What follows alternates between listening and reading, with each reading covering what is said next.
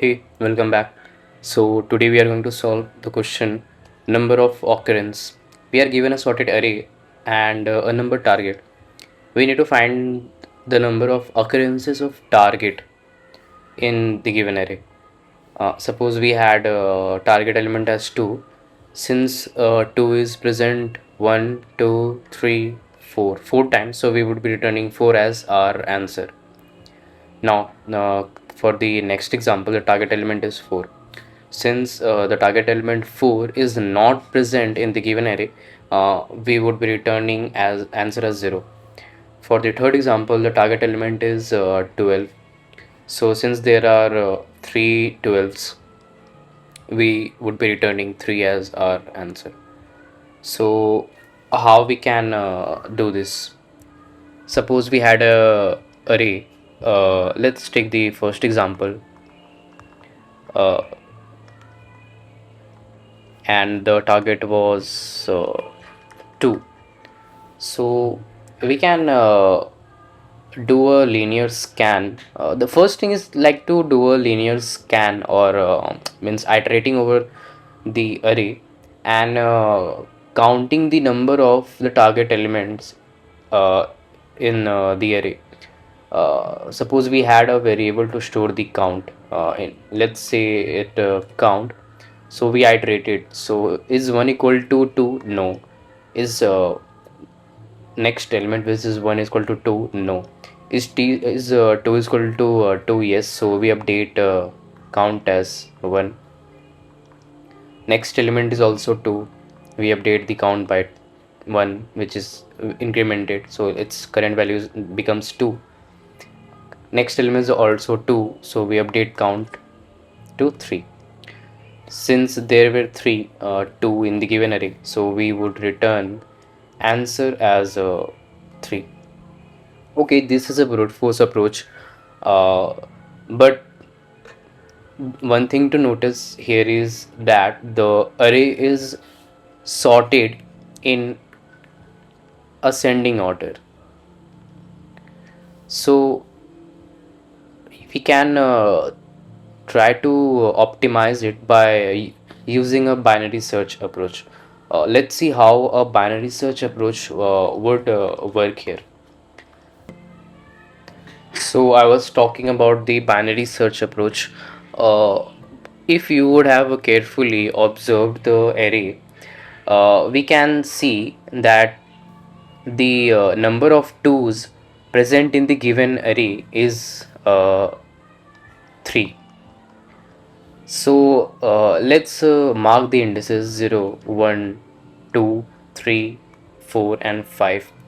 You can see that the first 2 is at index 2, which is the first occurrence, and the last occurrence of 2 is at index 4. So you can see the number of 2's in the given array is nothing but last minus first occurrence plus 1, which is nothing but 4 minus 2 plus 1, which is 3. So it's nothing but getting the first occurrence of the given target element if it's present, and getting the last occurrence of given target element, and returning the number of elements in the given target by using this formula, last index minus first index plus 1. So you see how simple it is. So let's try. And by the way, we can use a binary search approach to get the first occurrence of the target as well as the last occurrence of the target, and the overall approach is pretty efficient, which is logarithmic time complexity, runtime complexity. So let's see how we can get the first occurrence. Suppose taking the same example of the array and the target as 2, you can see if we have used low and high pointers, and suppose we got mid here, so we can we can define two functions, one function to find the first occurrence and second function to get the last occurrence. So for the first function, finding the first occurrence is by getting the mid. So if the mid matches the target element, for our case 2 matched with the target element, so we would be reducing the higher search space to get the first occurrence of the target at the lowest possible index. So we would be like moving towards low. And similarly, to find the last occurrence, we would be reducing the left search space and moving towards the higher search space. So this is how we can get the first occurrence, last occurrence, and can return the number of the given target elements by using the formula last minus first plus 1. I hope you got my approach, but no, it would become more clear if I code this up. So let's code it up. So we are in the code editor.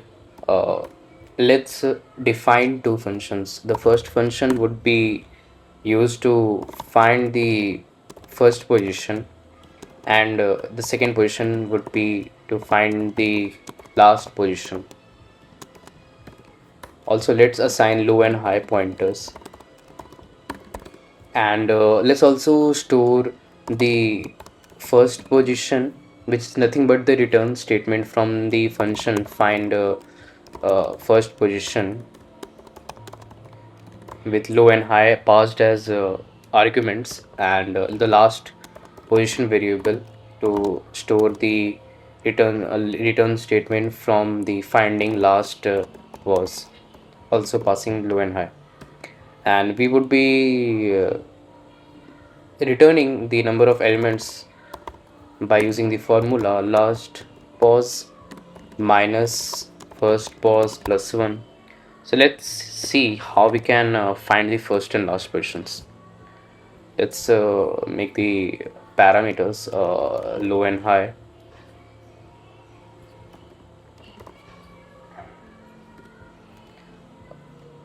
Let's also initially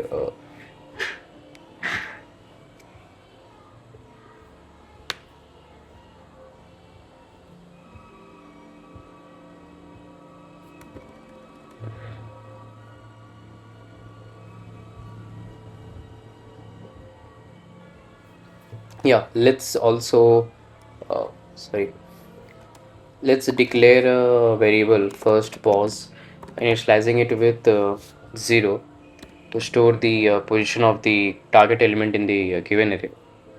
So while low pointer is less than equal to high, get the mid. Also, let's store the element at the mid index, which and call which is the current element array of mid. Let's see if the current element is equal to target, we would store the first position. Now, how to reduce the search space? See, if the current element was greater than or equal to the target, so since we are to find the first position, so it would be feasible to search in the lower half space. So we must reduce the higher search space by moving the high pointer towards the low. So it would be like moving high towards low by high equal to mid minus 1. The else case is low mid plus 1, and we can safely now return the first position. Similarly, we can copy this and get the last position as well. We have to just make minor tweaks, so it become last position, and storing the last position, and uh, if current element was smaller than equal to target, so we would be moving low towards high.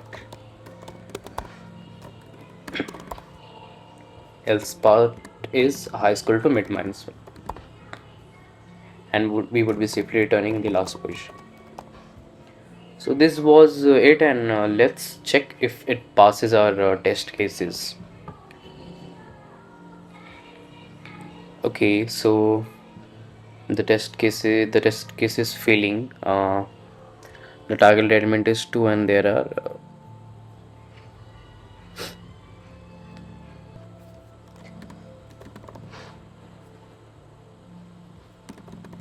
okay, so we were not storing the index, which is made to first position variable, and index made to last position variable. Now let's run again.